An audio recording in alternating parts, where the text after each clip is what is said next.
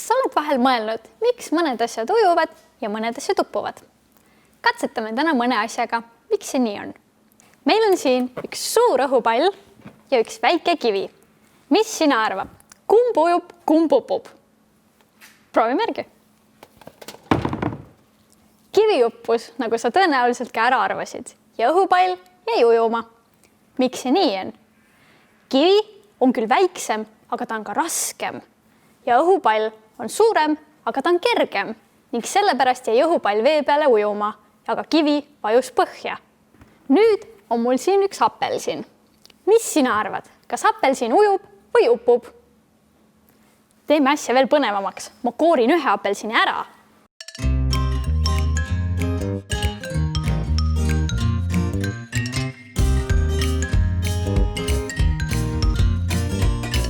Nagu te näete, siis apelsin, mis on kooritud, vajus põhja, aga apelsin, millel on koor veel ümber, jäi ujuma.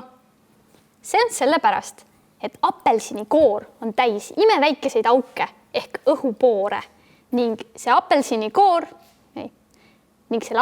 koore sees on väga palju õhku, mis hoiab seda apelsini vee pinnal. Nüüd see apelsin, mis on ära kooritud, temal seda kaitsvat õhukihti ei ole ning sellepärast ta vajuski põhja.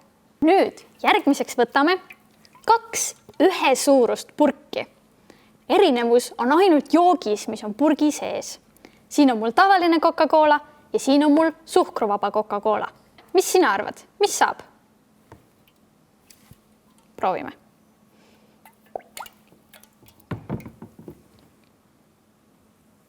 Nagu te näete, siis tavaline Coca-Cola uppus ära, aga suhkruvaba Coca-Cola jäi ujuma. Ja põhjus on just selles samas suhkrus. Kuna Coca-Colas on suhkur, siis see teeb Coca-Cola raskemaks kui suhkruvaba Coca-Cola. Ning sellepärast see Coca-Cola ära uppuski. Niisiis, mis me õppisime? Kui asi on suur ja kerge, siis ta ujub. Kui ta on väike ja raske, siis ta upub. Kui temas on õhku, siis ta ujub. Kui temas õhku ei ole, ta upub. Kui 2 asja on ühe suurused, aga üks neist on raskem, siis see raskem asi upub.